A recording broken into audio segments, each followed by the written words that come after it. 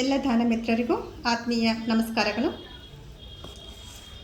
ಆನ ಅಪಾನ ಸತಿ ಧ್ಯಾನ ಎಂದರೆ, ಆನ ಎಂದರೆ ಒಳಗೆ ಹೋಗುತ್ತಿರುವ ಉಸಿರು, ಅಪಾನ ಎಂದರೆ ಹೊರಗೆ ಬರುತ್ತಿರುವ ಉಸಿರು, ಸತಿ ಎಂದರೆ ಜೊತೆಗೆ ಇರುವುದು. ಸಹಜವಾದ ಒಳಗೆ ಹೋಗುವ ಹಾಗೂ ಹೊರಗೆ ಬರುವ ಉಸಿರಿನೊಂದಿಗೆ ಇರುವುದೇ ಧ್ಯಾನ.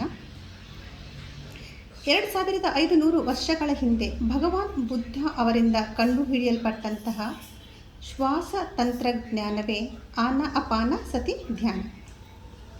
ನಮ್ಮ ಶರೀರ ಮತ್ತು ಮನಸ್ಸನ್ನು ಕನೆಕ್ಟ್ ಮಾಡೋದೇ ಶ್ವಾಸ. ನಾವು ಮನಸ್ಸಿನ ಮೇಲೆ ಏನಾದರೂ ವರ್ಕ್ ಮಾಡ್ಕೋಬೇಕು ಅಂದರೆ ಶ್ವಾಸವನ್ನು ಹಿಡಿದಿರಲೇಬೇಕಾಗತ್ತೆ. ಮನಸ್ಸಿನ ಕೆಲಸ ಆಲೋಚನೆಯನ್ನು ಮಾಡುವಂಥದ್ದು. ಆಲೋಚನೆಗೆ ರೆಸ್ಪಾನ್ಸ್ ಮಾಡಬಾರ್ದು ಅಥವಾ ಫೈಟ್ ಮಾಡಬಾರ್ದು. ನನಗೆ ಕಾನ್ಸಂಟ್ರೇಷನ್ ಆಗ್ತಾ ಇಲ್ಲ, ನಾನು ಶ್ವಾಸವನ್ನು ಹಿಡಿದಿರಬೇಕು, ಈ ಥರ ನಾವು ಫೈಟ್ ಮಾಡೋ ಹಾಗಿಲ್ಲ. ಸಹಜವಾದ ಶ್ವಾಸವನ್ನು ಹಾಗೆ ಗಮನಿಸ್ತಾ ಇರುವಂಥದ್ದು. ಆಲೋಚನೆಗಳ ಜೊತೆ ಫ್ಲೋ ಆಗುವಂಥದ್ದು ಅಲ್ಲ, ಏಕಾಗ್ರತೆಯಿಂದ ಇರಬೇಕು ಅಂಥದ್ದು ಕೂಡ ಅಲ್ಲ.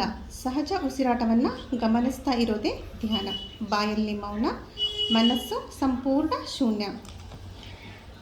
ನಾವು ಶ್ವಾಸದ ಜೊತೆ ಇರಬೇಕು ಹೊರತು ಮನಸ್ಸಿನ ಜೊತೆ ಅಲ್ಲ. ಮನಸ್ಸು ತನ್ನ ಕೆಲಸ ತಾನು ಮಾಡ್ತಾ ಇರುತ್ತೆ, ನಾವು ಮಾತ್ರ ಶ್ವಾಸದ ಜೊತೆ ಇರುವಂಥದ್ದು. ಆಲೋಚನೆಗಳ ಜೊತೆ ಇರೋದಾಗಲಿ ಆಲೋಚನೆಗಳ ಜೊತೆ ಹೋರಾಡುವಂಥದ್ದನ್ನು ಅಲ್ಲ.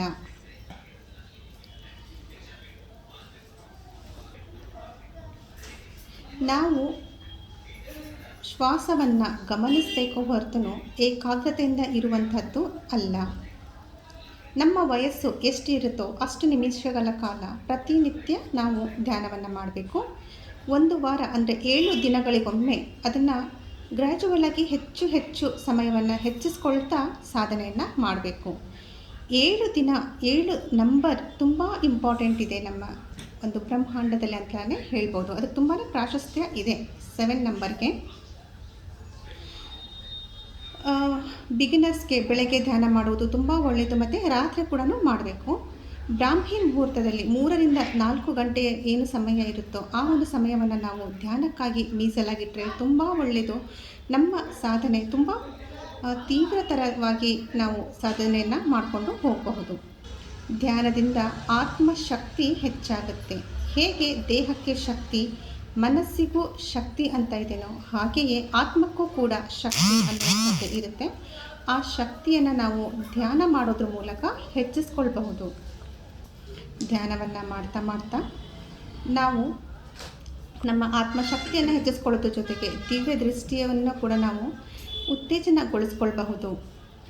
ಧ್ಯಾನವನ್ನು ಮಾಡ್ತಾ ಏನೇನೋ ನಮಗೆ ಅನುಭವಗಳಾಗ್ತಾ ಇರುತ್ತೆ. ಕಚ್ಚುಗುಳಿ ಕೊಟ್ಟಾಗುತ್ತೆ, ಶರೀರ ಭಾರ ಆದ ಹಾಗಾಗುತ್ತೆ, ಶರೀರ ಹಗುರ ಆದ ಹಾಗಾಗುತ್ತೆ. ತುಂಬ ಥರ ಎಕ್ಸ್ಪೀರಿಯೆನ್ಸ್ಗಳು ಆಗ್ತಾ ಇರುತ್ತೆ. ಒಂದೊಂದು ಎಕ್ಸ್ಪೀರಿಯೆನ್ಸ್ಗೂ ಒಂದೊಂದು ಅರ್ಥ ಇದೆ. ಕಚ್ಚುಗುಳಿ ಕೊಟ್ಟಂಗೆ ಆಗ್ತಾ ಇದೆ ಅಂದಾಗ ಅಲ್ಲಿ ಏನೋ ಒಂದು ಆ್ಯಕ್ಟಿವೇಟ್ ಆಗ್ತಾ ಇದೆ, ಮುಚ್ಚಿಟ್ಟ ಸತ್ಯ ಹೊರಗಡೆ ಬರ್ತಾ ಇದೆ ಅಂತ ಅರ್ಥ. ಶರೀರ ಹಗುರ ಆಗ್ತಾ ಇದೆ ಅಂದರೆ ಎನರ್ಜಿ ಒಂದು ಬಾಡಿಯಿಂದ ಇನ್ನೊಂದು ಬಾಡಿಗೆ ಟ್ರಾನ್ಸ್ಫರ್ ಆಗ್ತಾ ಇದೆ ಅಂತ ಅರ್ಥ. ಶರೀರ ಭಾರ ಆಗ್ತಾ ಇದೆ ಅಂದರೆ ಎನರ್ಜಿ ನಮ್ಮ ಶರೀರದಲ್ಲಿ ಬರ್ತಾ ಇದೆ ಅಂತ ಅರ್ಥ. ಮತ್ತು ಧ್ಯಾನದಲ್ಲಿ ನಾವು ರೈನ್ಬೋ ಕಲರ್ಸ್ನ ಕೂಡ ನೋಡಬಹುದು. ಹೀಗೆ ಸಾಕಷ್ಟು ಥರದ ಅನುಭವಗಳನ್ನು ನಾವು ನೋಡ್ತೀವಿ ಧ್ಯಾನದಿಂದ. ಪ್ರತಿಯೊಬ್ಬರೂ ಕೂಡ ನಿಮ್ಮ ವಯೋಮಿತಿಗನುಸಾರವಾಗಿ ಧ್ಯಾನವನ್ನು ಮಾಡಿ ನಿಮ್ಮ ಆತ್ಮಶಕ್ತಿಯನ್ನು ಹೆಚ್ಚಿಸ್ಕೊಳ್ಳಿ.